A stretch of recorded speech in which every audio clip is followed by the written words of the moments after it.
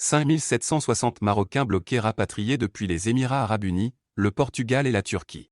Le ministre délégué auprès du chef du gouvernement chargé des relations avec le Parlement, porte-parole du gouvernement, Moustapha Betta, a présenté, devant les députés, le bilan du rapatriement des Marocains bloqués à l'étranger. 5760 personnes ont bénéficié des vols exceptionnels organisés du 15 au 22 décembre avec des tarifs préférentiels. Après la fin des vols de rapatriement des Marocains bloqués à l'étranger, l'heure est maintenant au bilan. Le porte-parole du gouvernement, Moustapha Betta en a donné les principaux chiffres à la Chambre des représentants, en réponse aux questions des députés. Selon le ministre, 5760 Marocains ont pu regagner leur pays grâce aux vols spéciaux, organisés du 15 au 22 décembre. Le gouvernement avait suspendu ce dispositif après l'apparition du variant Omicron.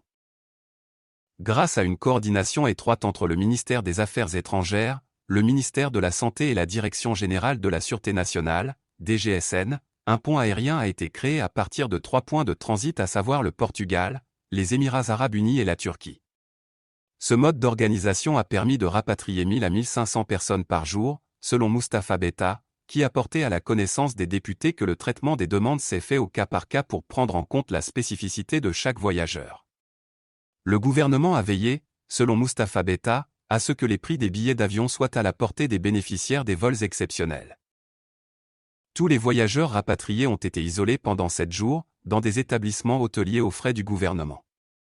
1937 voyageurs ont été isolés à Agadir, 1550 à Marrakech, 935 à Casablanca, 669 à Fès et 669 à Tanger.